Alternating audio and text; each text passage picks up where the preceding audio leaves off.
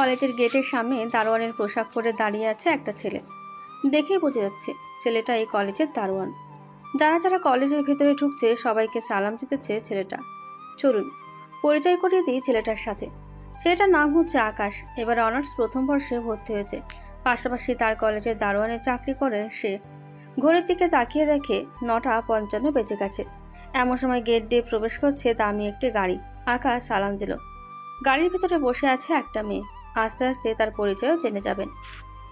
Parking লটে গাড়িটা রেখে মেয়েটা চলে গেল তার ক্লাসে। এদিকে 10টা বাজতেই আকাশ গেট লক করে দারোয়ানের পোশাক চেঞ্জ করে নর্মাল পোশাক পরে চলে গেল ক্লাসে। শেষ বেঞ্চে বসে পড়তেই একটা মেয়ে তার বান্ধবীকে বলতে লাগলো, এই বান্ধবী, ওই যে শেষ বেঞ্চে বসে আছে একটা ছেলে, কালো শার্ট পরা, ওই ছেলেটাকে চিনিস নাকি? আমি চিনব কি করে? তবে তার ফেসটা দেখে কেমন চেনা চেনা লাগছে। কোথায় যেন দেখেছি লাগছে।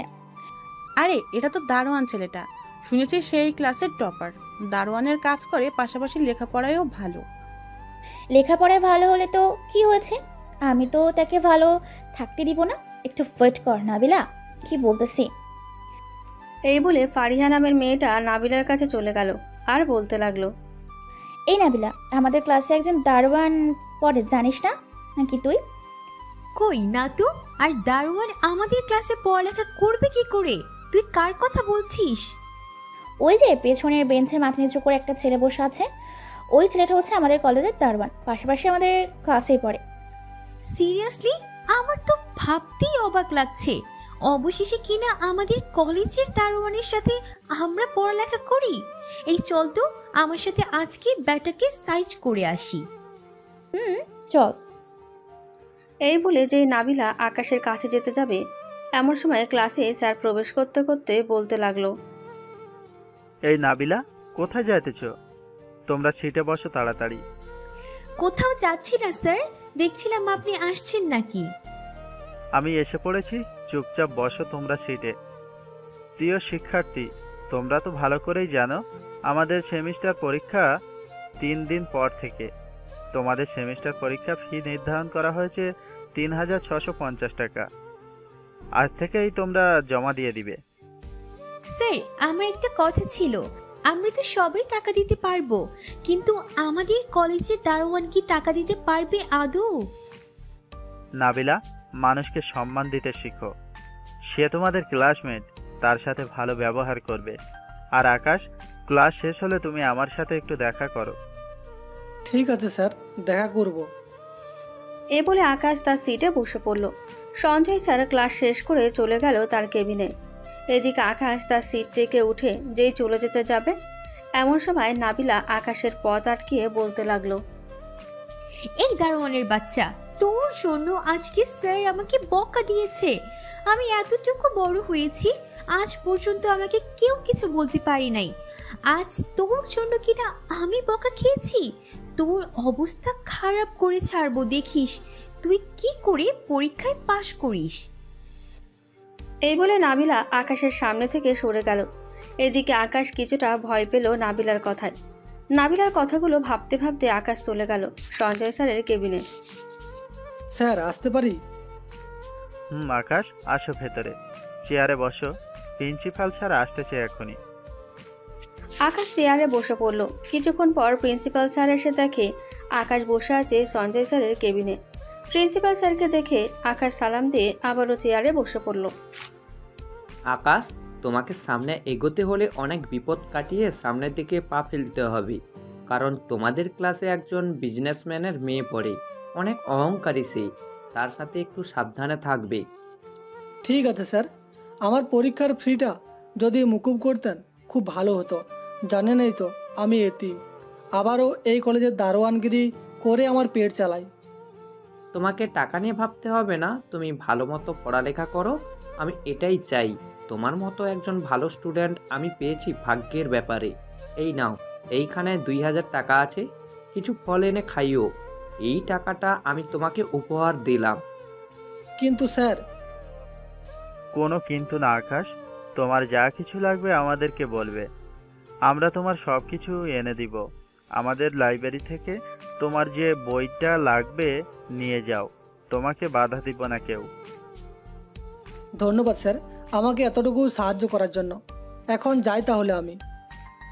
এই বলে আকাশ চলে গেল গেটের সামনে। মেন গেটটা খুলে হাতে একটা বই নিয়ে পড়তে লাগলো। এমন সময় কে যেন আকাশের হাত থেকে বইটা টান মেরে নিয়ে নিল। আকাশ সামনে তাকিয়ে দেখে নাবিলা দাঁড়িয়ে আছে। ঢোক গিলতে গিলতে বলতে লাগলো, ম্যাম আমি কি কোনো অপরাধ করেছি? আপনি আমার হাত থেকে বইটা এইভাবে কেড়ে নিয়েছেন যে? তুই অনেক বড় অন্যায় করেছিস আকাশ। আমি এতবার গাড়ির হর্ন দিলাম, তুই পড়ায় এতই মগ্ন ছিলি যে আমার গাড়ির হর্ন শুনতেই পাস নাই। ম্যাম আমি সত্যি শুনতে পাই নাই, শুনতে পেলে আমি তাকাইতাম। আর আপনার গাড়ি কোথায়? এখানে তো কোনো গাড়ি নেই। আবার আমার মুখের উপর কথা বলিস? এই আমার হক স্টিকটা একটু নিয়ে আয় তো, আজকেই আকাশকে সোজা আকাশে পাঠিয়ে দেই। নাবিলার কথা শুনে একটা মেয়ে এসে নাবিলার হাতে হকি স্টিকটা দিয়ে দিল। এদিকে নাবিলা আকাশকে এলোপাথারি মারতেছে। কিছুক্ষণের মধ্যে মেন গেটের সামনে ভিড় জমে গেল। এটা দেখে সঞ্জয় স্যার আর প্রিন্সিপাল স্যার চলে গেল ওইখানে। গিয়ে দেখে নাবিলা এখনও আকাশকে মারছে।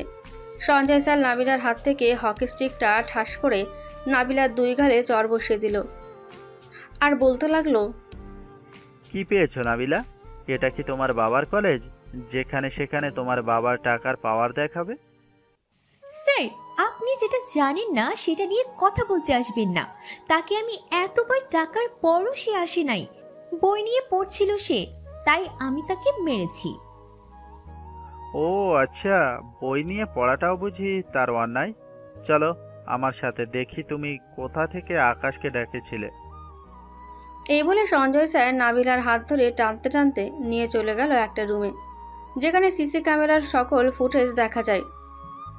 এখন বলো কোথা থেকে ডাক দিয়েছো আকাশকে, আমিও দেখতে চাই। কি হলো, চুপ করে আছো কেন? কোনো উত্তর নেই তোমার, তাই না? উত্তর থাকবে কি করে? তুমি তো ডাক দাও নাই। আমি তোমার বাবাকে এখনই ফোন দিয়ে জানাচ্ছি এই ব্যাপারটা। প্লিজ স্যার, আব্বুকে জানাবেন না। আমি আর কখনোই এমন করব না, প্লিজ স্যার। আর কোনোদিন যদি দেখি আকাশের সাথে এমন করেছো, তখন বুঝে নিও এই সঞ্জয় দাস কি করতে পারে। তোমার বাবা বড়লোক বলে আমার কিচ্ছু যায় আসবে না। যাও আমার চোখের সামনে থেকে। নাবিলা স্যারের দিকে কটমট করে তাকিয়ে চলে গেল ওইখান থেকে। এদিকে প্রিন্সিপাল স্যার আকাশকে নিয়ে চলে গেল হাসপাতালে। হকি স্টিকের আঘাতে আকাশের বাম হাত ভেঙে গেছে, কপাল কেটে গেছে, আরও ইত্যাদি ইত্যাদি জায়গায় কেটেছে। আকাশের হাতে ব্যান্ডেজ করে ডাক্তার বলতে লাগলো, দেখুন আপনার আর কি লাগেন আমি জানি না, ওনার শরীরে তেমন পুষ্টি নেই। ভালো ভালো খাবার খাওয়ালে, এমন ফল খাওয়ালে ভালো হয়ে যাবে খুব তাড়াতাড়ি।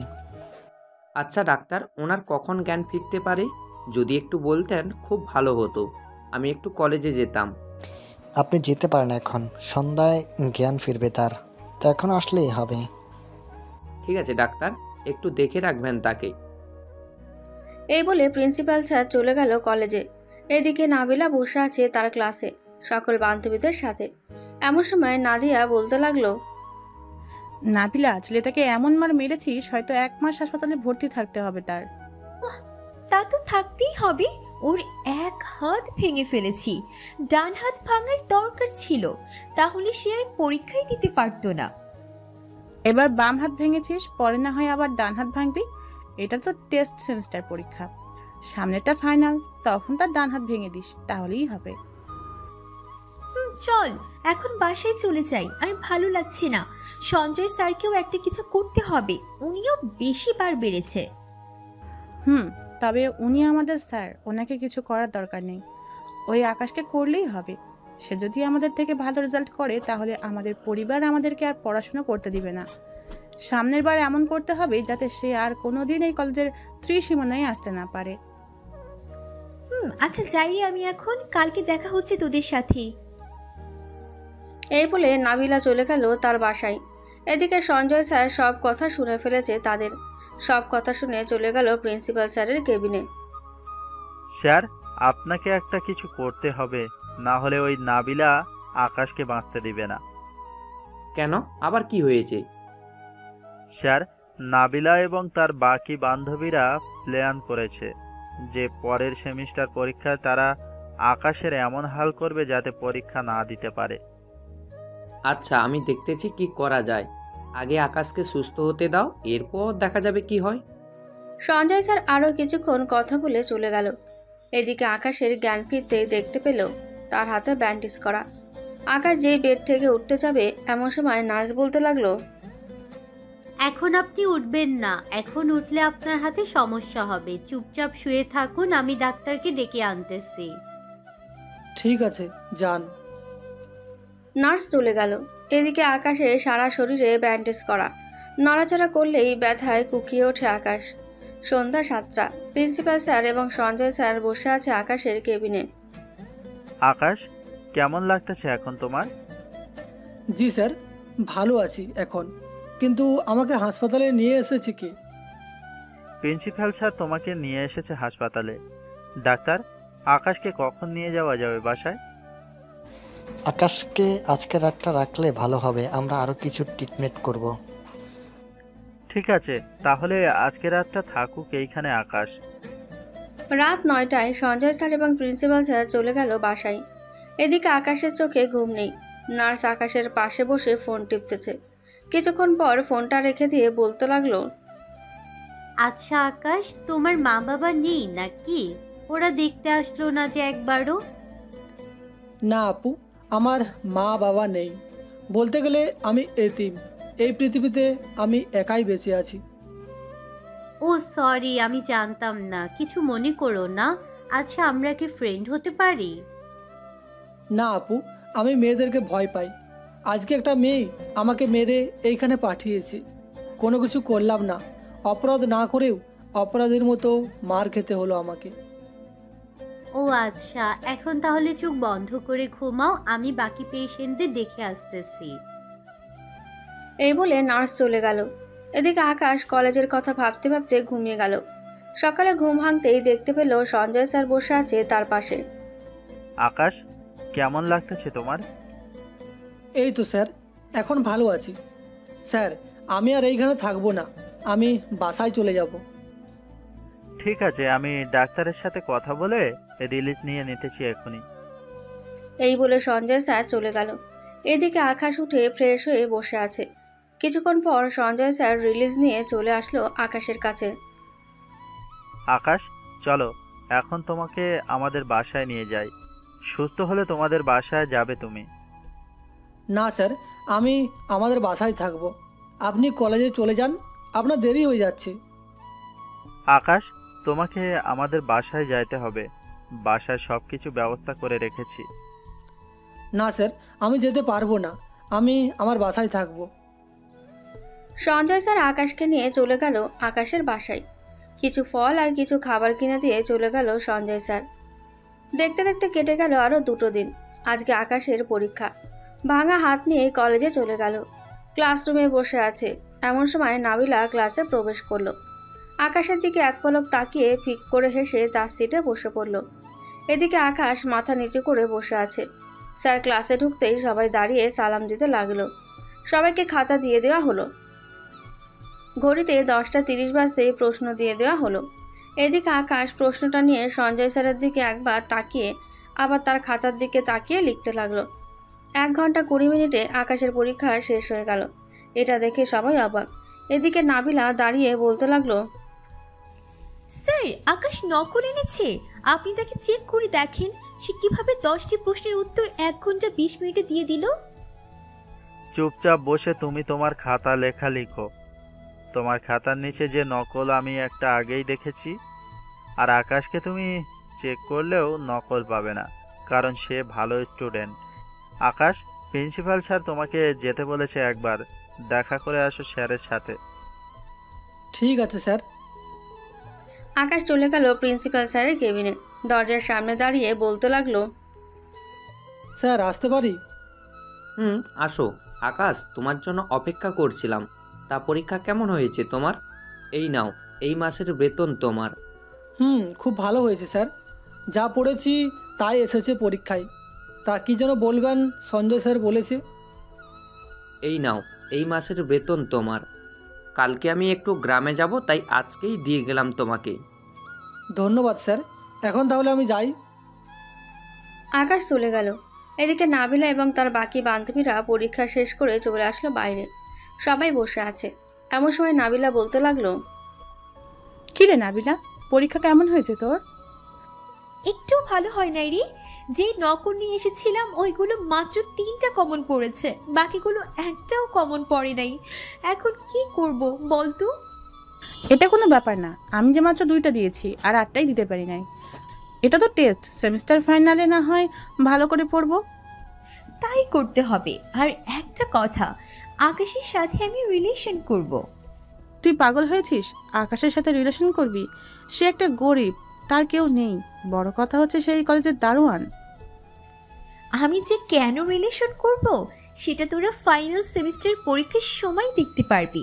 তাকে এমন কিছু করব যাতে আর কোনোদিন মানুষের সামনে মুখ দেখাতে না পারি। তাই কর, আবার দেখিস সত্যি সত্যি তার প্রেমে পড়ে যাস না যেন।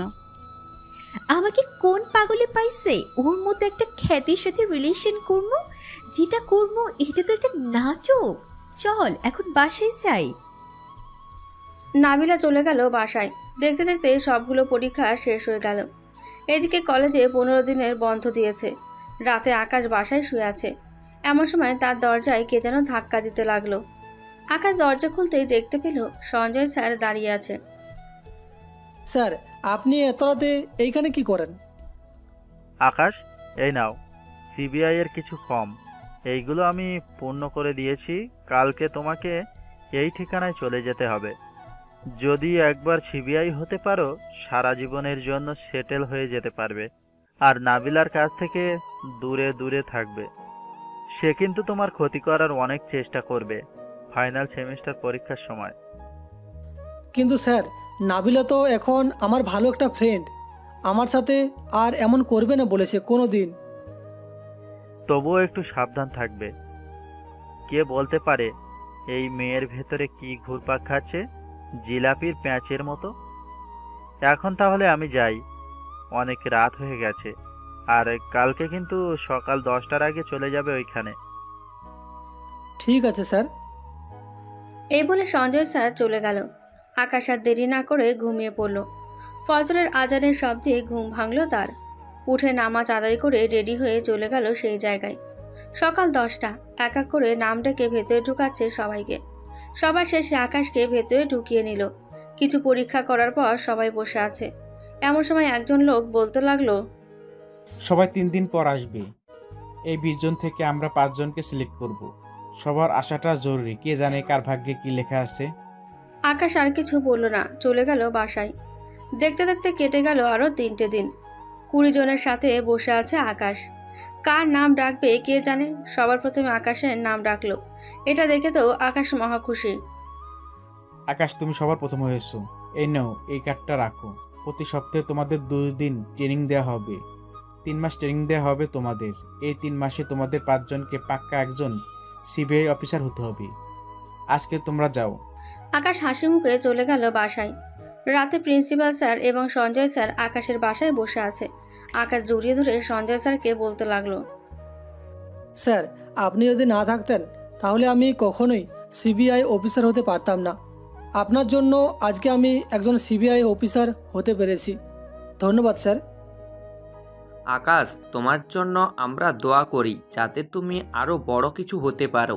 আর একটা কথা, তুমি যে সিবিআই অফিসার হয়েছো এটা কাউকে বলবে না, কিন্তু বললে পরে তোমার সমস্যা হবে। ঠিক আছে স্যার, বলবো না। আপনারা বসেন, আমি আপনাদের জন্য দোকান থেকে কিছু নিয়ে আসি। আমাদের জন্য কিছু নিয়ে আসতে হবে না। তুমি ভালো ভালো খাবার খাবে আজ থেকে।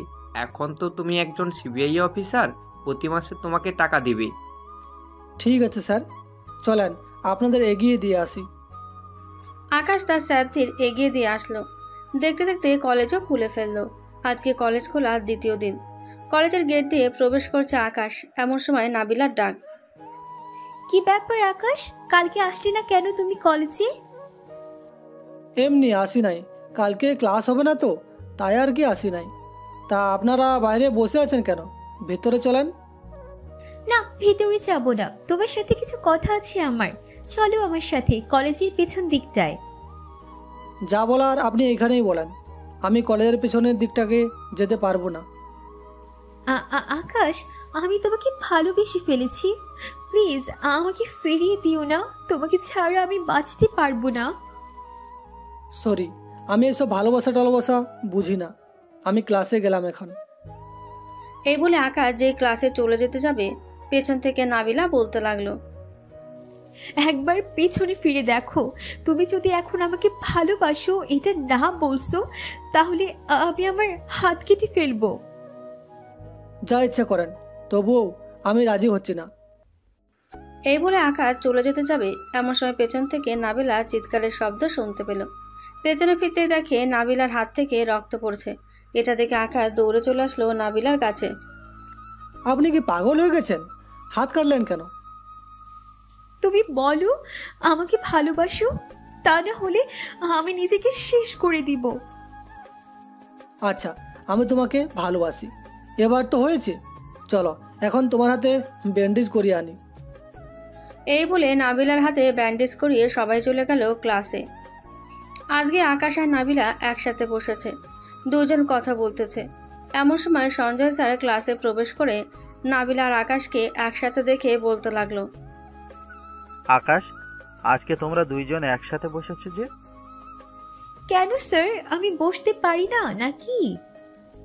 পারো তবে। তবে কি স্যার? কিছু না, তোমরা সবাই বসো।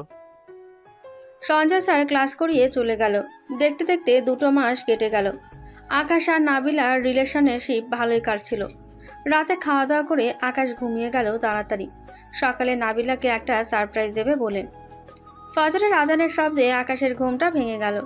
বিছানা থেকে উঠে ফ্রেশ হয়ে নামাজ আদায় করে বসে আছে। ঘড়ির দিকে তাকিয়ে দেখে সকাল 8:30 বাজে। আকাশ চলে গেল একটা রেস্টুরেন্টে, খাওয়া দাওয়া করে চলে গেল কলেজে। ক্লাস শুরু হতে এখনও 30 মিনিট বাকি আছে। আকাশ নাবিলার জন্য অপেক্ষা করছে। কিছুক্ষণ পর দেখতে পেল আকাশ নাবিলা একটা ছেলের হাত ধরে কলেজের ভেতরে প্রবেশ করছে। এটা দেখে আকাশ চলে গেল নাবিলার কাছে আর বলতে লাগলো, কি ব্যাপার নাবিলা, এই ছেলেটা কে আর তোমার হাত ধরে আছে কেন? এই ছেলেটা হচ্ছে আমার বয়ফ্রেন্ড। স্বামী থেকে সর, খ্যাত কোথাকার। নাবিলা, এটা তুমি করতে পারো না। এই 2 মাস আমার সাথে তাহলে কি ছিল তোমার? এই 2 মাস তো আমি তোর সাথে নাটক করেছিলাম। তুই ভাবলি কি করে তোর মতো একটা খ্যাত রাস্তার টুকাইয়ের সাথে আমি রিলেশনে যাব? এটা শুনে আকাশ নাবিলার হাত ধরতে যাবে, এমন সময় নাবিলার বয়ফ্রেন্ড আকাশের বুক বরাবর দিল সজোরে লাথি। আকাশ কিছুটা দূরে গিয়ে পড়ল। সিজন, এই রাস্তার কুকুরটাকে এমন ভাবে মারবে যাতে আগামী 1 বছর হাসপাতালের বেড থেকে উঠতে না পারে।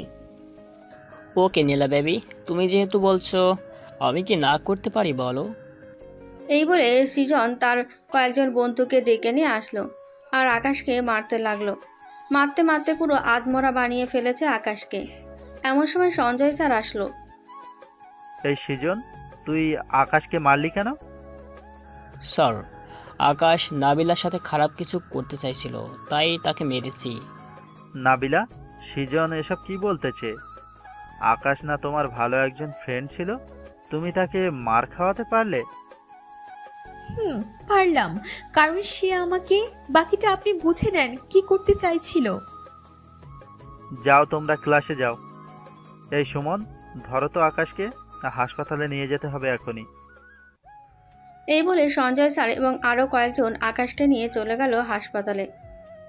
Doctor, doctor. কি হয়েছে ওনার? ডাক্তার, আকাশকে মেরেছে অনেক, তাড়াতাড়ি ওর কিছু একটা করেন। এক্ষুনি অপারেশন থিয়েটারে নিয়ে যেতে হবে। আপনারা নিয়ে আসেন। নার্স, নার্স, ওনাকে এক্ষুনি অপারেশন রুমে নিয়ে যাও। ঠিক আছে ডাক্তার। নার্স আকাশকে নিয়ে চলে গেল অপারেশন থিয়েটারে। এদিকে সঞ্জয় স্যার এবং প্রিন্সিপাল স্যার বসে আছে বাইরে আর বলছে, স্যার, আপনি আজকে নাবিলার একটা ব্যবস্থা করেন, তা না হলে আমি আপনার কলেজ শিক্ষক হিসেবে থাকতে পারবো না। যেখানে শিক্ষককে সম্মান করে না একটা মেয়ে, সেখানে অন্য কাউকে সম্মান করবে এটা আমি আশা করি না। আমি এখনই নাবিলার আব্বুকে ফোন দিয়ে আনতেছি এইখানে। তাকে এসব না দেখালে সে বিশ্বাসই করবে না। এই বলে প্রিন্সিপাল স্যার ফোন দিল নাবিলার আব্বুকে। কিছুক্ষণ কথা বলে ফোনটা রেখে আবারও চেয়ারে বসে পড়ল। প্রায় 2 ঘন্টা পর ডাক্তার বের হয়ে আসলো অপারেশন থিয়েটার থেকে। দেখুন আকাশের অবস্থা খুবই খারাপ, তার বাঁচার চান্স নেই। আপনারা আল্লাহর কাছে দোয়া করুন যাতে আকাশকে আপনাদের মাঝে ফিরিয়ে দেয়। এই বলে ডাক্তার চলে গেল। এদিকে প্রিন্সিপাল স্যার চলে গেল ফাঁকা একটা রুমে। 2 রাকাত নামাজ আদায় করে আল্লাহর কাছে কান্না করতে করতে বলতে লাগলো, হে আল্লাহ, আমাকে তো সন্তান দেন নাই কোনো দিন। আপনার কাছে এত করে চাইছি তবুও পাই নাই। আজকে আপনি আমার কথাটা রাখেন। আল্লাহ আকাশকে ফিরিয়ে দেন আমাদের মাঝে। 2 হাত তুলে এইসব বলতেছে আর কান্না করছে। কিছুক্ষণ পর প্রিন্সিপাল স্যার বাইরে এসে দেখে নাবিলার আব্বু এসেছে। প্রিন্সিপাল স্যারকে দেখে নাবিলার আব্বু বলতে লাগলো, কি হয়েছে প্রিন্সিপাল স্যার? আপনি আমাকে অফিসে না ডেকে এইখানে ডেকে এনেছেন কেন? এইখানে ডেকেছি কেন? এই দেখেন কি করেছে। আপনার মেয়েকে আপনি এমন শিক্ষা দিয়েছেন যে বড় ছোট কাউকে মানে না। এই দেখেন আপনার নিজের চোখে আপনার মেয়ে এতিম একটা ছেলের কি অবস্থা করেছে। সে এখন বাঁচবে নাকি মরবে আল্লাহ ছাড়া অন্য কেউ জানে না। আমি আজকেই নাবিলাকে আমার কলেজ থেকে বের করে দিব। প্লিজ এটা করবেন না। আরেকটা সুযোগ দেন আমার মেয়েকে। আমি কথা দিতেছি সে আর কোনোদিন এসব করবে না।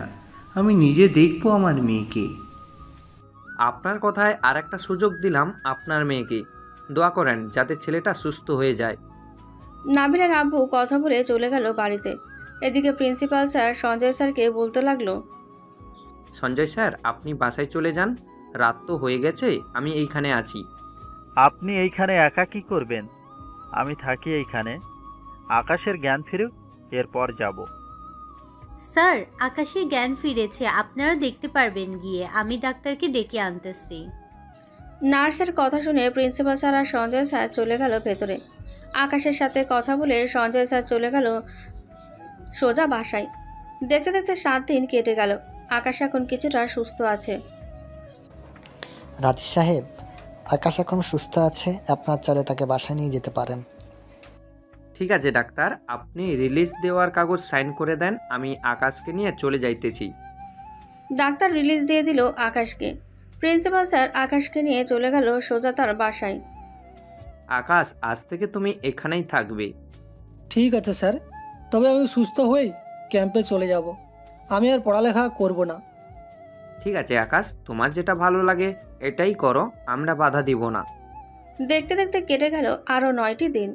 রাতে খাওয়া দাওয়া করে আকাশ বিছানায় শুয়ে আছে। এমন সময় প্রিন্সিপাল স্যার এবং তার স্ত্রী রুমে প্রবেশ করলো। আকাশ, এখন কেমন লাগছে তোমার? আমি এখন ভালো আছি স্যার। আমি কালকে ক্যাম্পে জয়েন করব। আর কয়েকটা দিন থেকে যাও এইখানে। না স্যার, অফিস থেকে ফোন দিয়েছিল, আমাকে বলেছে যাওয়ার লাগবে কালকেই। ঠিক আছে, কালকে তোমাকে দিয়ে আসবো আমি। এখন তাহলে ঘুমাও। ঠিক আছে স্যার। আকাশ ঘুমিয়ে গেল। সকালে ফজরের আজানের শব্দে ঘুম ভাঙল তার। প্রিন্সিপাল এবং আকাশ চলে গেল মসজিদে নামাজ আদায় করে বসে আছে। এমন সময় সঞ্জয় স্যার আসলো। আকাশ, এখন তো দেখতেছি তুমি পুরোপুরি সুস্থ আছো। তা আজকে ক্যাম্পে চলে যাবে নাকি? স্যার, আজকে ক্যাম্পে চলে যাব। দোয়া করবেন যাতে আমি এমন কোনো মেয়ের পাল্লায় না পড়ি। তোমাকে তো আগেই বলেছিলাম আমি যে নাবিলার থেকে একটু দূরে দূরে থাকবে। তুমি তো আমার কোনো কথাই শোনো না। স্যার, ভেবেছিলাম নাবিলা পাল্টে গেছে, কিন্তু আমার সাথে এমনটা করবে আমি কখনোই ভাবতে পারি নাই। আচ্ছা, এসব বাদ দাও আর কাজে মন দাও। পড়ালেখাটা তো দিলে শেষ করে। যতটুকু করেছো এতটুকুতেই হবে। ঠিক আছে স্যার, এখন তাহলে আমি আমার সব কিছু গুছিয়ে নিই, আপনারা কথা বলতে থাকেন। এই বলে আকাশ চলে গেল। এদিকে সঞ্জয় স্যার আর প্রিন্সিপাল স্যার কথা বলতেছে। জানো সঞ্জয়, আমি আকাশকে পেয়ে এতটা আপন মনে করেছিলাম, ভাবছিলাম আমার হারানো ছেলেটা আমার কাছে ফিরে এসেছে।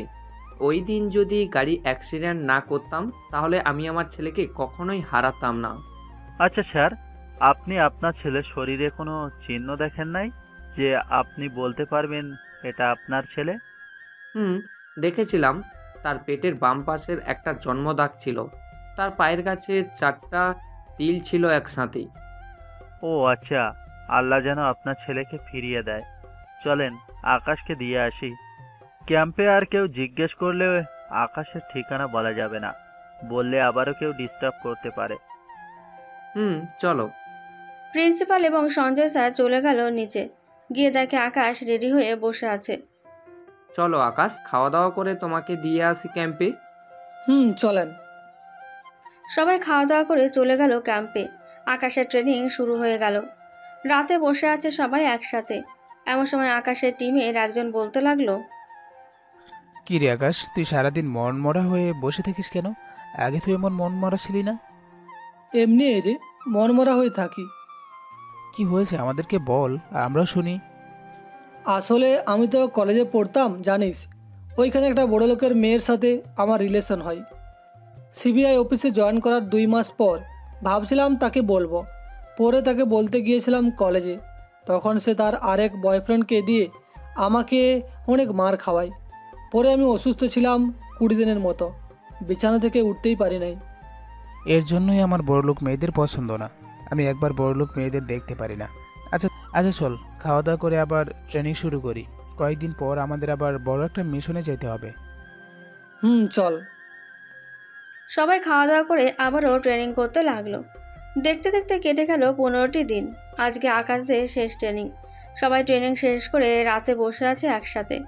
এমন সময় তাদের সিবিআই প্রধান আসলো আর বলতে লাগলো, আকাশ এবং বাকি সবাইকে বলতেছি, তোমাদের 5 জনকে 5টা সিটিতে যাইতে হবে। আকাশ থাকবে ঢাকা সিটিতে, ফয়সাল থাকবে রাজশাহী, আজমির থাকবে চট্টগ্রাম এবং সাব্বির থাকবে ময়মনসিংহ এবং দিয়ান থাকবে খুলনায়। ঠিক আছে স্যার, আমাদের কবে থেকে কাজ শুরু করতে হবে? আজ থেকে কাজ শুরু করতে হবে। সবাইকে সবার টিম নিয়ে যেতে হবে। এইখানে সকালে 25 জন লোক আসবে, সবাই সিলেক্ট করে নিও কাকে কাকে নিবে। এখন তাহলে আমি যাই। ঠিক আছে স্যার। এই বলে সিবিআই প্রধান চলে গেল। এদিকে 5 জন গল্প করতে করতে রাত পার করে দিল। সকালে 25 জন লোক আসলো, সবাই সবাইকে সিলেক্ট করে নিল। সকালে খাওয়া দাওয়া করে ফয়সাল এবং বাকি সবাই বিদায় নিল। আকাশ, জানো তোমাকে এখানে রাখা হয়েছে কেন? না স্যার, আমাকে কেন রাখা হয়েছে এইখানে? তোমাকে রাখা হয়েছে কারণ এই ঢাকা শহরে অলিতে গলিতে ইপটিজিং এবং চুরি হয়, আর নেশা আসক্ত হয় অনেকে। মদ, গাঁজা, ড্রাগস আরও ইত্যাদি ইত্যাদি জিনিস খায় ওরা। তাদেরকে ধরে আনতে হবে। ঠিক আছে স্যার, তবে আমি আমার টিম নিয়ে গুপ্ত মিশনে নামব, আমাদের পরিচয় কাউকে যাতে না বলে। ঠিক আছে, তোমরা আজ থেকে নেমে পড়ো গুপ্ত মিশনে। আর হ্যাঁ, আমি খুঁজে পেয়েছি সিজন নামের একজন ছেলে নারী পাচার করে থাকে। সবার আগে তাকে ধরে আনো। তোমাকে ছবি পাঠিয়ে দেবো হোয়াটসঅ্যাপে। ঠিক আছে স্যার, এখন তাহলে আমি আমার টিম নিয়ে বেরিয়ে পড়ি। এই বলে আকাশ তার টিম নিয়ে বেরিয়ে পড়ল। 6 জন 6টা হোটেলে গিয়ে উঠল, যাতে সবাইকে আলাদা আলাদা কাজ দিতে পারে আকাশ। রাতে সবাই একসাথে খাওয়া দাওয়া করে আকাশ তার প্ল্যান বলে দিল, কিভাবে কি করতে হবে, কোথায় গেলে কি পাওয়া যাবে, আরও ইত্যাদি ইত্যাদি। সবাই বুঝেছো তো? জি স্যার, বুঝেছি। এখন তাহলে আমরা যাই। এই বলে আকাশের টিম চলে গেল। এদিকে আকাশ হোটেলের হোয়াটসঅ্যাপটা ওপেন করতেই দেখতে পেল তার স্যার সৃজনের ছবি পাঠিয়েছে। ছবিটা দেখেই তো আকাশ অবাক, কারণ এটা তো নাবিলার বয়ফ্রেন্ড সৃজন। এসব ভাবতে ভাবতে ফোন দিয়ে দিল তার স্যারকে। একবার রিং হয়ে কলটা কেটে গেল।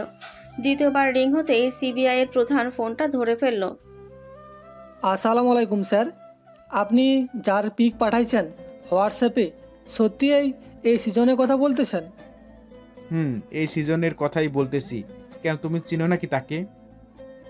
স্যার চিনি, সেই আমাকে মেরেছিল কলেজে। আচ্ছা স্যার, তাকে কালকের মধ্যে পেয়ে যাব আমরা। আমাদের টিম কাজে লেগে পড়েছে। গুড জব, কাজ চালিয়ে যাও। টাকার প্রয়োজন হলে আমাকে ফোন দিয়ে বলবে, আমি টাকা পাঠিয়ে দিব। ঠিক আছে স্যার, রাখছি তাহলে এখন।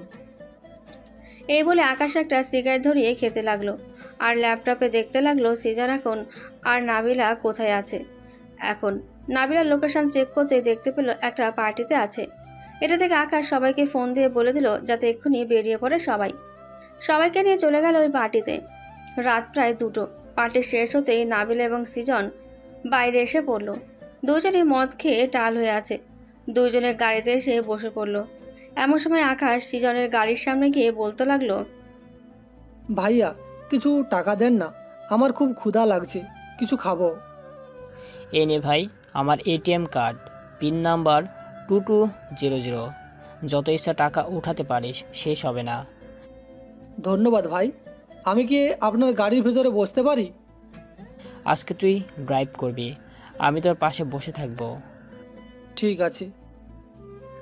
মদের নেশায় আচ্ছন্ন থাকার কারণে কার সাথে কথা বলছে তো সৃজন বুঝতেই পারছে না।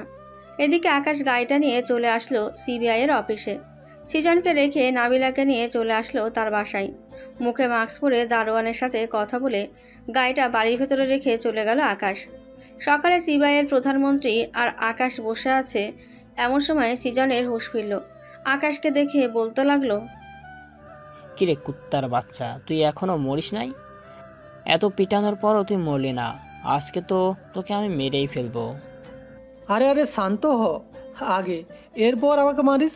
চারিপাশে একবার চোখ বুলিয়ে দেখে নে তুই কোথায় আছিস, এরপর না হয় আমাকে মারিস। আমাকে এইখানে নিয়ে এসেছে কে? আমি তো কালকে পার্টিতে ছিলাম, পার্টি শেষ করে বাসায় ফিরলাম। পরে তুই কি বাসায় ফিরতে পেরেছিস নাকি? আমার কিছু মনে আসতেছে না। কেন? তাহলে শোন, আমি বলি, তুই আর নাবিলা ঠিকই গাড়িতে বসেছিলি। পরে তোর সাথে কথা বলে তোর এটিএম কার্ড আমি নিয়ে নিই।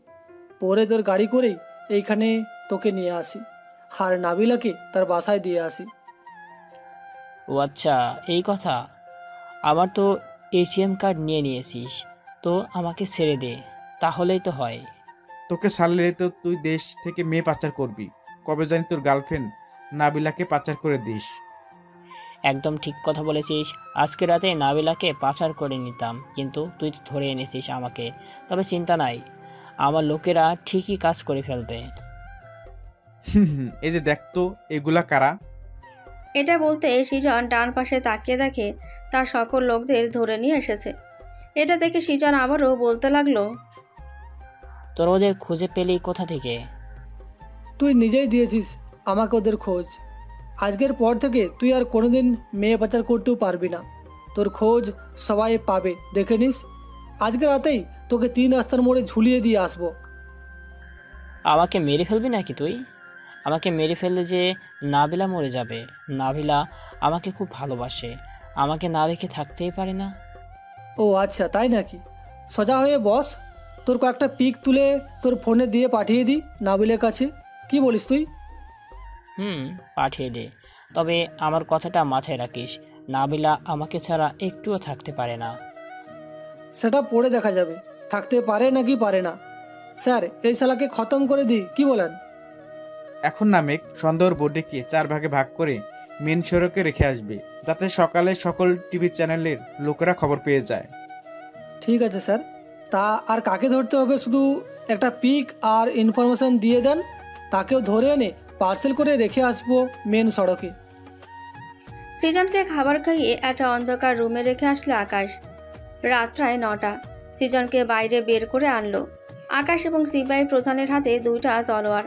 এটা দেখে সৃজন বলতে লাগলো, আমাকে মাফ করে দে প্লিজ, আমাকে মাফ করে দে।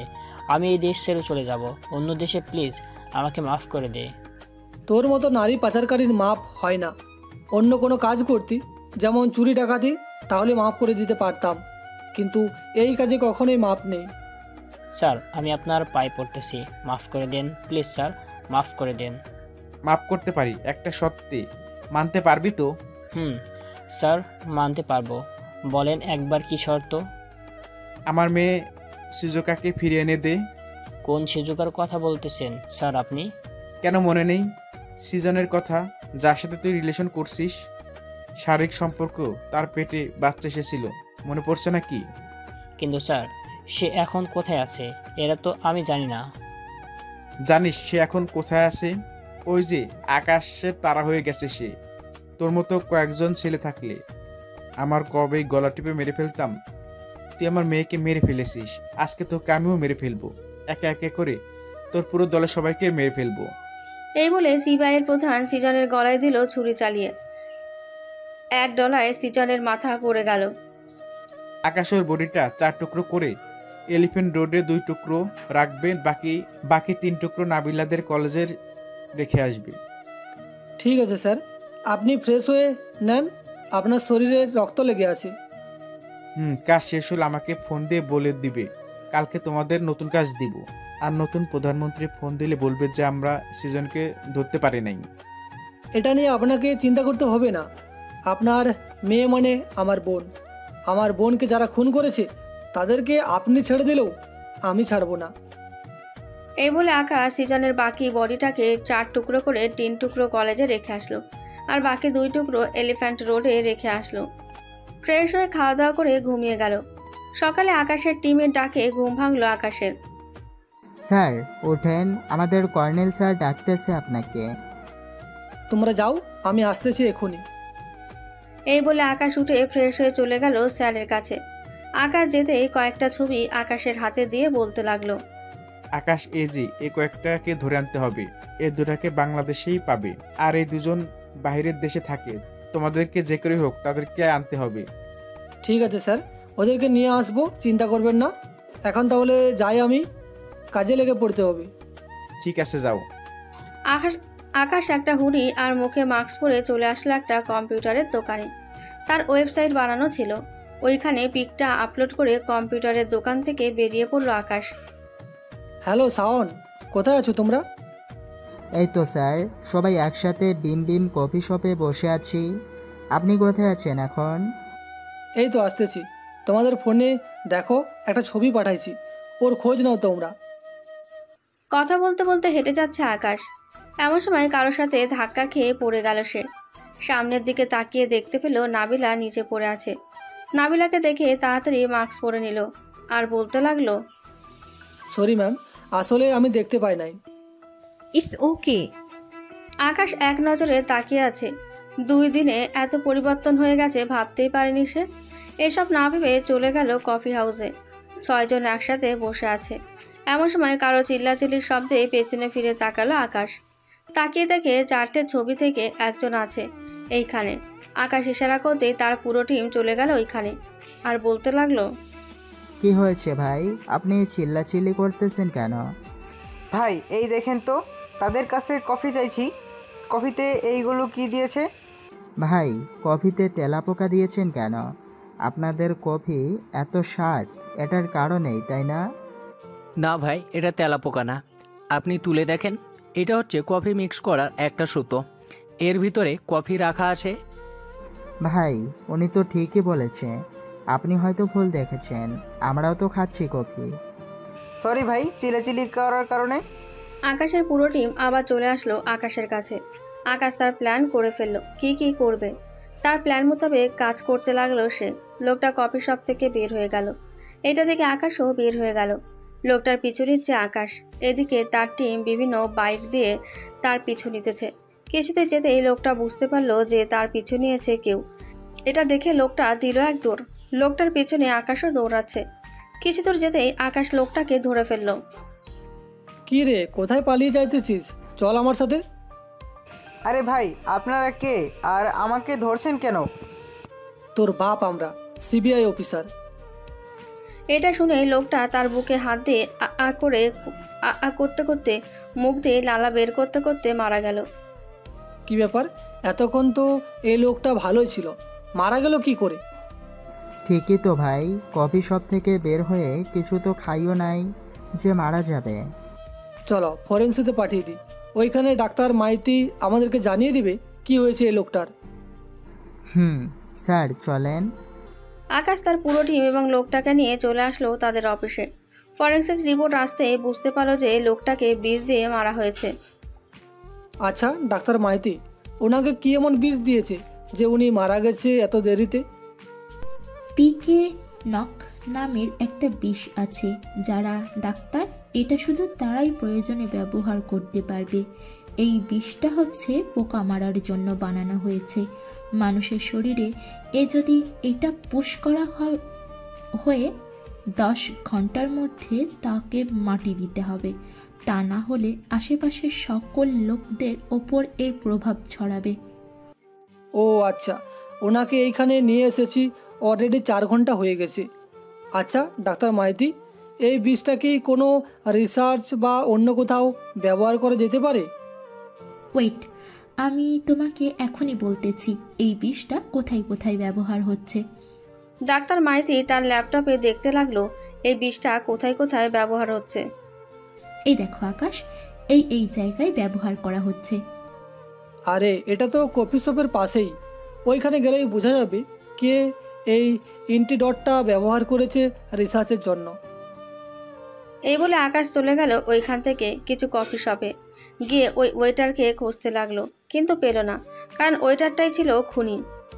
এসব ভাবতে ভাবতে আকাশ বাইরে চলে গেল, এলাকাটা ঘুরে ঘুরে দেখতে লাগলো। আবার দেখা শেষ হতেই আকাশ বলতে লাগলো, আশেপাশে যতগুলো কফি শপ আছে সবগুলোতে গিয়ে দেখো, নিশ্চয়ই কোনো না কোনো কফি শপে তাকে পাওয়া যাবে। তাকে ধরতে পারলে বাকি 3 জনকেও ধরতে পারবো, একজন তো মারাই গেছে। চলো। এই বলে সবাই চলে গেল।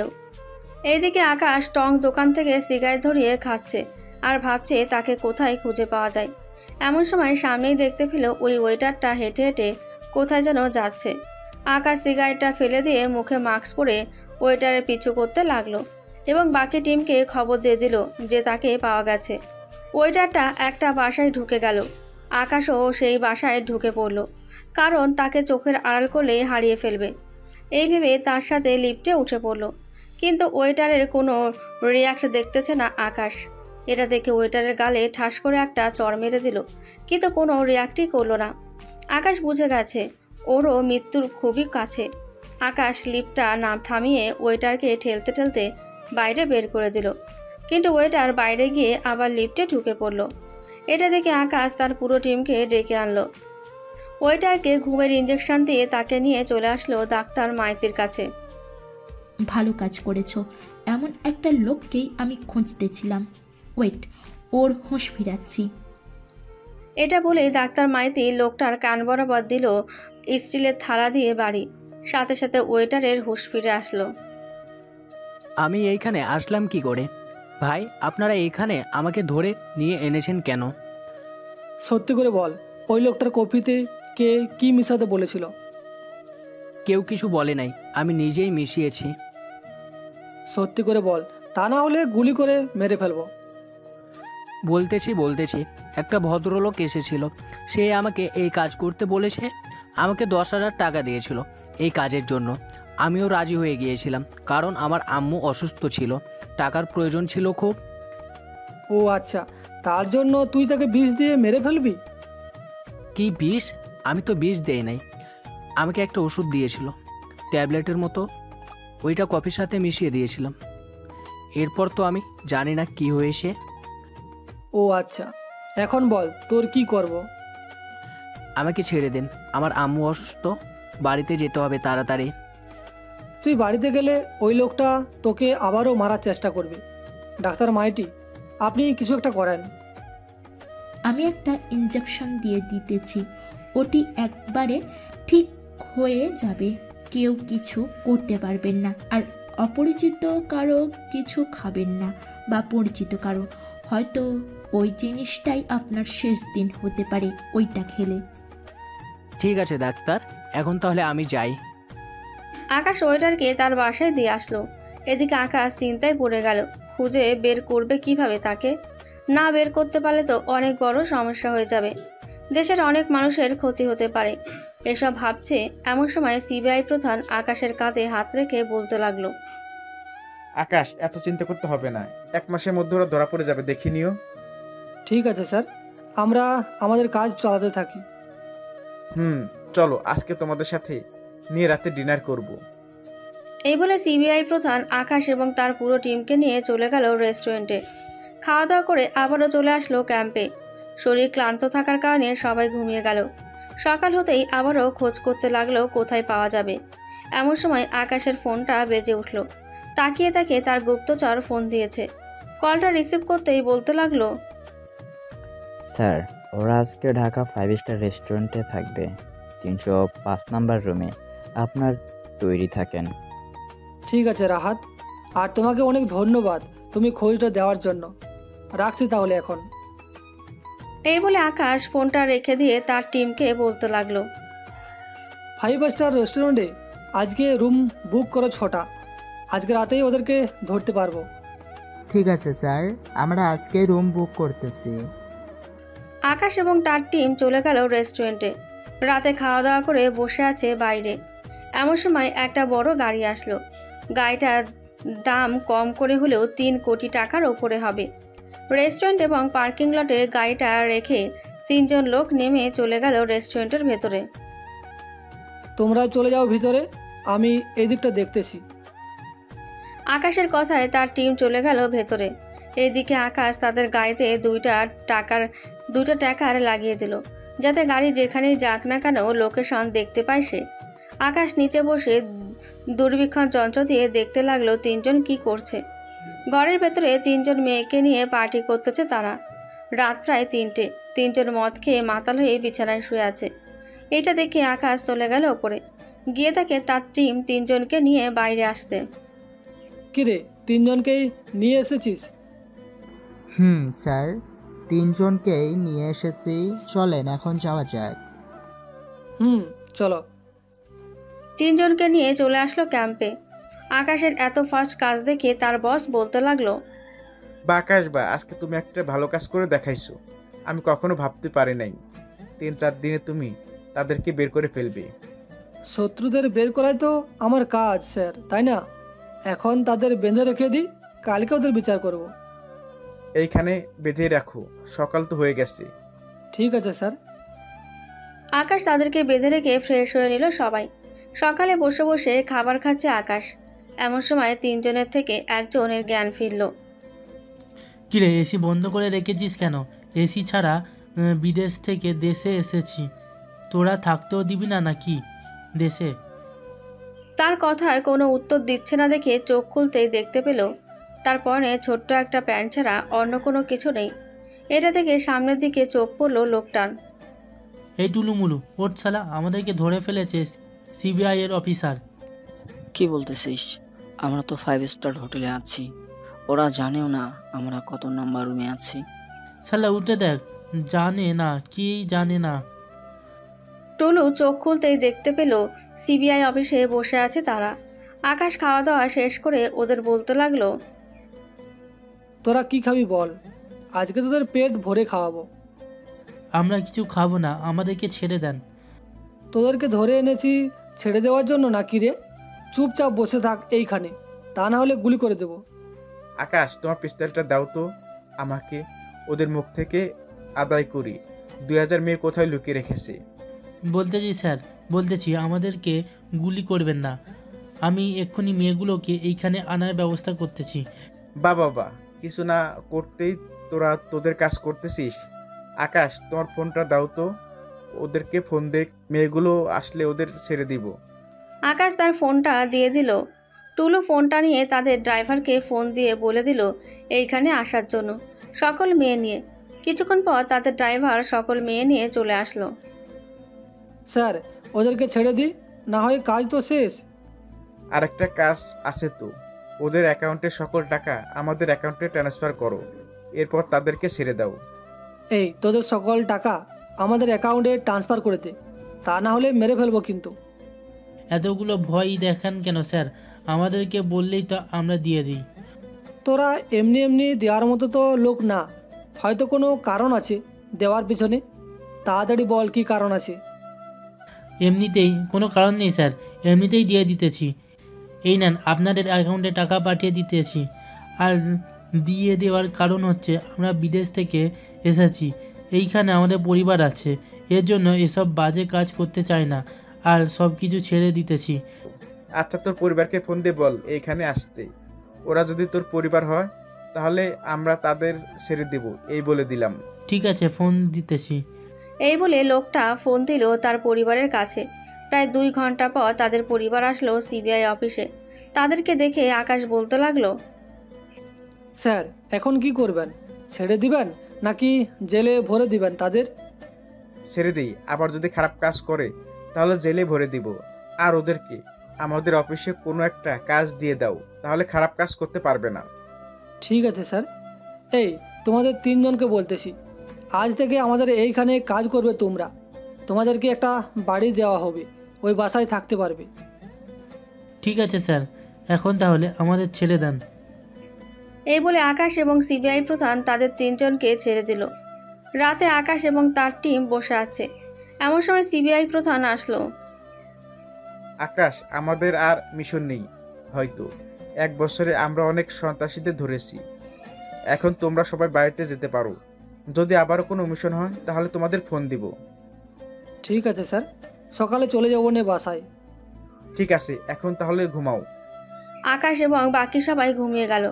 সকালে ফজরের আজান শুনে সবাই উঠে ফ্রেশ হয়ে নামাজ আদায় করে বেরিয়ে পড়ল বাড়ির উদ্দেশ্যে। এদিকে আকাশ চলে গেল প্রিন্সিপাল স্যারের বাড়িতে। কলিং বেল দিতেই তার স্ত্রী এসে দরজা খুলে দিল। আকাশকে দেখে খুশি হয়ে বলতে লাগলো, কই গো, দেখে যাও কে এসেছে। আমাদের আকাশ এসেছে। আকাশ, ভিতরে আয়, অনেকদিন পর আসলি মাসায়। স্যার, অনেক কাজ ছিল এই 1 বছরে, তাই তো আসতে পারি নাই। তা কেমন আছেন? আমরা আলহামদুলিল্লাহ ভালো আছি। যা ফ্রেশ হয়ে আয়, খাবার খাবি আমাদের সাথে। ঠিক আছে, আসতেছি। আকাশ চলে গেল। এদিকে প্রিন্সিপাল এবং তার স্ত্রী খাবার রেডি করছে আর বলছে, জানো আকাশের মা, আমাদের আকাশ যখন আমাদের কাছে ছোটবেলায় থাকতো তখন যেমন অনুভূতি হতো, ওই আকাশ আমাদের কাছে থাকলে একই রকমই অনুভূতি হয়। আমারও ওই রকম অনুভূতি হয়। আচ্ছা যাও, আকাশকে ডেকে আনো। ঠিক আছে। প্রিন্সিপাল চলে গেল। এদিকে আকাশ শরীরে কিছু পরে নেই গরম থাকার কারণে। প্রিন্সিপাল স্যার আকাশের রুমে প্রবেশ করতে করতে বলতে লাগলো, আকাশ চল খাবার খাবি। চলেন স্যার। এই বলে যে প্রিন্সিপাল চলে যেতে যাবে, এমন সময় আকাশের ডান পেটের সাইডে একটা দাগ দেখে থমকে দাঁড়ালো। এটা দেখে আকাশ বলতে লাগলো, কি হচ্ছে স্যার, হঠাৎ থমকে দাঁড়ালেন কেন? আকাশ, এই দাগটা কি তোমার ছোটবেলা থেকেই আছে? আমাকে যে বড় করেছে সে বলেছে এটা আমার জন্ম দাগ। এটা নাকি কখনোই যায় নাই। কেন, কি হয়েছে এই দাগে? তোমার বাম পাটা দেখি তো একটু। আকাশ তার বাম পাটা দেখাতে লাগলো। বাম পায়ে 4টে তিল। এটা দেখে প্রিন্সিপাল স্যার আকাশকে জড়িয়ে ধরে কান্না করতে করতে বলতে লাগলো, আমার ছেলে তুই বাবা। আকাশের মা, তুমি কোথায়? তাড়াতাড়ি এইদিকে আসো, আমাদের ছেলেকে আমরা পেয়েছি, তাড়াতাড়ি আসো। কি বলতেছেন এইসব? আকাশ, তুই আমাদের ছেলে। চল নিচে যাই, আগে খাওয়া দাওয়া করে নিই, তারপর বলবো তোকে সব কথা। এই বলে প্রিন্সিপাল এবং আকাশ চলে গেল নিচে। খাওয়া দাওয়া করে প্রিন্সিপাল স্যার ফোন দিল সঞ্জয় স্যারকে। প্রায় 20 মিনিট পর সঞ্জয় স্যার চলে আসলো প্রিন্সিপাল স্যারের বাসায়। সঞ্জয়, এই যে আমাদের ছেলে আকাশ, আমরা আমাদের আকাশকে ফিরে পেয়েছি। এই দেখো সেই দাগ, তার পায়ে 4টা তিল। আকাশ, প্রিন্সিপাল স্যার তোমার আব্বু। স্যার, আমি বুঝবো কিভাবে ওনারা আমার আম্মু আব্বু? চলো ডিএনএ টেস্ট করিয়ে দেখি, যদি মিলে যায় তাহলে এনারাই তোমার আম্মু আব্বু, আর না মিললে অন্যজন তোমার মা বাবা। চলেন। এই বলে 4 জনে চলে গেল হাসপাতালে। ডিএনএ টেস্ট করিয়ে ডাক্তারের কেবিনে বসে আছে 4 জন। রিপোর্ট দেখে ডাক্তার বলতে লাগলো, জামাল স্যার, আকাশ আপনার ছেলে।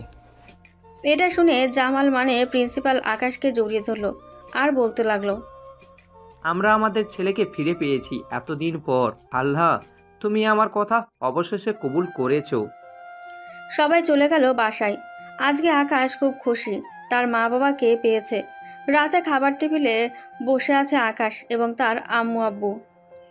আকাশ বাবা, এই নে, আজকে তোর জন্য তোর মা যা পেরেছে তাই রান্না করেছি। খাসির মাংস, গরুর মাংস সব রান্না করেছে আজকে। আম্মু, এত রান্না করার দরকার কি ছিল?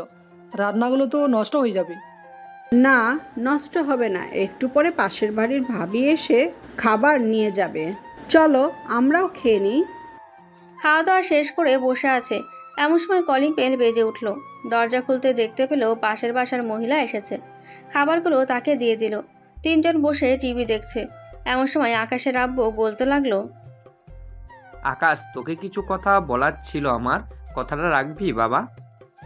বলো আব্বু। এত বছর পর তোমাদেরকে পেয়েছি আমি, আর তোমাদের কথা রাখবো না? নাবিলাকে বিয়ে করবি তুই? কি বলতেছো আব্বু? নাবিলাকে বিয়ে করব কিভাবে? আমি তো শুনেছিলাম তার বিয়ে হয়ে গেছে। না, তার বিয়ে হয় নাই। আসলে সে তোর সাথে নাটক করতে করতে কখন যে তোকে ভালোবেসে ফেলেছে এটা সে বুঝতেই পারে নাই। এখন সে তোর জন্য হাসপাতালে ভর্তি আছে। কি বলো? আমি আবার কি করলাম? আমার জন্য হাসপাতালে ভর্তি থাকবে কেন? চল গিয়ে দেখে আসি, এরপর তুই নিজেই বুঝতে পারবি কেন এমন হয়েছে। চলো। এই বলে আকাশ এবং তার মা বাবা চলে গেল হাসপাতালে। গিয়ে দেখে নাবিলা ঘুমোচ্ছে। প্রিন্সিপালকে দেখে নাবিলার আব্বু বলতে লাগলো, বন্ধু আকাশকে এনেছিস এতদিন পর, এখন কি করব বলতো তুই? ঘুম ভাঙলেই আবার কান্না শুরু করে দেবে আকাশের জন্য। চল আমরা বাইরে গিয়ে বসি। আকাশ, তুমি কথা বলো নাবিলার সাথে। ঠিক আছে আব্বু। এই বলে আকাশের আম্মু আব্বু এবং নাবিলার আব্বু আব্বু চলে গেল বাইরে। এদিকে আকাশ নাবিলার হাত ধরতে নাবিলার ঘুম ভেঙে গেল। উঠে দেখে আকাশ তার পাশে বসে আছে। এটা দেখে নাবিলা বলতে লাগলো, আমার আকাশ এসে পড়েছে, এখন আমাকে এখান থেকে নিয়ে যাবে। ইয়াহু! এই একদম চুপ, আমি যা বলি তাই শুনতে হবে। নাবিলা তার মুখে হাত দিয়ে বসে রইল আর মাথা নাড়িয়ে বলতে লাগলো, আজকে তোমাকে বাসায় নিয়ে যাব। এখন থেকে আমি যা যা বলবো তাই তাই করবে। চলো, এখন কোনো দুষ্টুমি করতে পারবে না, সোজা হেঁটে যাবে আমার সাথে। ঠিক আছে চলো। এই বলে আকাশ নাবিলার হাত ধরে নিয়ে যেতে লাগলো। গাড়িতে বসতেই আকাশের আব্বু বলতে লাগলো, আকাশ, তুই নাবিলাকে নিয়ে চলে যা, আমরা বাসায় যাইতেছি অন্য গাড়ি নিয়ে। ঠিক আছে আব্বু। এই বলে আকাশ নাবিলাকে নিয়ে চলে গেল তাদের বাসায়। দরজা খুলে ভেতরে প্রবেশ করতেই নাবিলা আকাশকে জড়িয়ে ধরল। নাবিলা, তোমাকে বলেছিলাম না একদম দুষ্টুমি করবে না তুমি। চলো আমার সাথে রুমে। চলো। এই বলে আকাশ আর নাবিলা চলে গেল রুমে। বিছানায় শুয়ে আছে দুইজন। এমন সময় নাবিলা আকাশের বুকের ওপর উঠে বসলো আর বলতে লাগলো, আমাকে একা ফেলে কোথায় ছিলেন এতদিন? আমি আপনাকে কত জায়গায় খুঁজেছি, হিসাব আছে আপনার? আপনার কারণেই তো দূরে চলে গেছি। আমাকে না মারলে তো আমি আপনার কাছেই থাকতাম। যাক, ভালোই হলো, দূরে গিয়ে নিজেকে সেটেল করে এসেছি। আমাকে কবে বিয়ে করবেন সেটা আগে বলেন। কয়েকদিন যাক, তুমিও সুস্থ হও, এরপর বিয়ে করব। ঠিক আছে। দুজনে গল্প করতে করতে ঘুমিয়ে গেল। দেখতে দেখতে কেটে গেল 1 মাস। এখন নাবিলা পুরোপুরি সুস্থ আছে। রাতে সবাই খাবার খেয়ে বসে আছে। এমন সময় নাবিলার আব্বু বলতে লাগলো, আকাশ, তোমার তো এখন আর কোনো কাজ নেই, তো এখন বিয়েটা করে ফেলো, তাহলে তো ভালো হয়। আর কয়েকটা দিন যাক, এরপর করবো না বিয়ে। এত তাড়াহুড়োর কি আছে? আব্বু, তোমার বিয়ে ঠিক করো। আকাশ এমনি বলবে সে কবে থেকে বলে আসতেছে, আজ করবে, কাল করবে, এই করবে, সেই করবে। আকাশ, এবার না হয় বিয়ের জন্য রাজি হয়ে যা, আর দেরি করতে হবে না তোর। এত বছর পর তোকে পেয়েছি, এটারও একটা খুশিতে আছি। আবার যদি তোদের বেবি হয় আরও খুশি হব, তাই না বেআই সাহেব? একদম ঠিক বলেছে। আকাশ, তুমি কি বলো? আমি আর কি বলবো, আপনারা যেহেতু বলতে চান তাহলে বিয়েটা করেই ফেলি। সামনের সপ্তাহে বিয়ের আয়োজন করেন। এত তাড়াতাড়ি না, এর পরের সপ্তাহে তোমাদের বিয়ের আয়োজন করব। এখন থেকে বাড়ি ডেকোরেশনের কাজ করো ওরা আস্তে আস্তে। টপ বিজনেসম্যান ম্যানের মেয়ের বলে কথা, বিয়ে ধুমধাম করে দেবো তো নাকি? আচ্ছা, যেটা ভালো হয় এটাই করেন। এখন তাহলে যাই আমি। এই বলে আকাশ চলে গেল তার রুমে। বিছানায় শুয়ে পড়তেই ঘুম চলে আসলো। সকালে নাবিলার ডাকে ঘুম ভাঙলো আকাশের। তাকিয়ে দেখে নাবিলা সাজুগুজু করে দাঁড়িয়ে আছে। নাবিলাকে এমন অবস্থায় দেখে বলতে লাগলো, এই তুমি কি পাগল হয়ে গেলে? এত রাতে এভাবে কেউ সাজুগুজু করে? মহারাজ, এখন রাত না, এখন সকাল 11টা বাজে। উঠে ফ্রেশ হয়ে রেডি হন, সবাই বসে আছে, শপিংয়ে যাবে। কি বলো, 11টা বেজে গেছে? আমি টেরেই পাই নাই। এই বলে আকাশ উঠে ফ্রেশ হয়ে রেডি হয়ে চলে গেল নিচে। সবাই খাওয়া দাওয়া করে একটু রেস্ট নিয়ে সোজা শপিং করতে চলে গেল। দেখতে দেখতে কেটে গেল 8টি দিন। বিয়ের আরও 2 দিন বাকি আছে। রাতে আকাশ বিছানায় শুয়ে আছে। এমন সময় নাবিলা প্রবেশ করলো কেবিনে। নাবিলাকে দেখে বলতে লাগলো, এত রাতে এই রুমে কি করো? একটা কথা জিজ্ঞাসা করতে এসেছি, বিয়ের দিন শাড়ি পরবো নাকি বোরকা পরবো? বোরকা পরবে। কালকে তোমার জন্য একটা বোরকা দিয়ে যাবে, অর্ডার করে রেখেছিলাম। আর কোনো মেকআপ মারবে না মুখে, এমনিতেই তুমি সুন্দর আছো তুমি। ঠিক আছে মহারাজ, আপনার যা হুকুম তাই করব। এখন যাই আমি। এই বলে নাবিলা চলে গেল। দেখতে দেখতে বিয়ের দিনও চলে আসলো। আজকে নাবিলা এবং আকাশের বিয়ে। বিয়েতে বড় বড় বিজনেসম্যানরা এসেছে। সবাই কমিউনিটি সেন্টারে দাঁড়িয়ে নাবিলা এবং আকাশের বিয়ে উপভোগ করছে। রাতে নাবিলাকে নিয়ে সবাই চলে আসলো আকাশদের বাসায়। এদিকে আকাশ ছাদে বসে আছে রাহাতের সাথে। ভাই, আজকে রাতে কিন্তু বন্দুক চালানোর মতো বিয়ার মারতে হবে, যাতে আপনার ঘর থেকে ছাদ অবধি আওয়াজ আসে। সেটা তো পরে দেখা যাবে, আওয়াজ আসে নাকি আসে না। এখন যাই তাহলে। এই বলে আকাশ চলে গেল তার রুমে। ভেতরে ঢুকে দরজা লাগিয়ে দিয়ে খাটের কাছে যেতেই নাবিলা এসে সালাম করলো। তোমার স্থান আমার পায়ে না, আমার বুকে। এই বলে নাবিলাকে কিছুক্ষণ জড়িয়ে ধরে রইল। কিছুক্ষণ যাওয়ার পর আকাশ বলতে লাগলো, চলো 2 জন 2 রাকাত নামাজ আদায় করে নি। চলো। 2 জন 2 রাকাত নামাজ আদায় করে চলে গেল খাটে। আকাশ এক নজরে তাকিয়ে আছে নাবিলার দিকে। এদিকে নাবিলাও সেম এক নজরে তাকিয়ে আছে। এইভাবে তাকিয়ে থাকবেন না, আমার লজ্জা লাগে। ও আচ্ছা, আমার বউটার আবার লজ্জাও আছে। চলো তোমার লজ্জা ভেঙে দিই। এই বলে আকাশ নাবিলার উপরে ঝাঁপিয়ে পড়ল। সকালে নাবিলার ঘুম ভাঙতে দেখে তার শরীরে কোনো কাপড় নেই। এটা দেখে নাবিলা কিছুটা লজ্জা পেল। লজ্জার কোনো কারণ নেই, এইখানে আমি আর তুমি আছি। চলো ফ্রেশ হয়ে নিই। চলো। ফ্রেশ হয়ে চলে গেল নিচে। রাতে খাওয়া দাওয়া করে আবারও চলে আসলো ওপরে। দেখতে দেখতে কেটে গেল 5টি বছর। রাতে আকাশ এবং তার মেয়ে বিছানায় শুয়ে আছে। অন্যদিকে নাবিলা ড্রেসিং টেবিলের সামনে বসে চুল আঁচড়াচ্ছে। আপনাদের তো বলতেই ভুলে গেছি, আকাশ ও নাবিলার একটা মেয়ে হয়েছে। নাম রাখা হয়েছে লাবিবা। আব্বু, ও আব্বু, আমার একটা খেলার সাথী এনে দিবা? তোমার খেলার সাথী লাগবে আম্মু?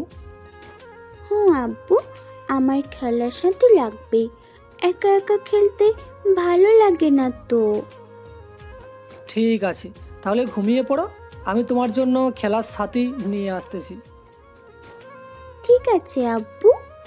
লাবিবা ঘুমিয়ে যেতেই আকাশ নাবিলার কাছে এসে নাবিলাকে কোলে তুলে নিয়ে চলে গেল খাটে।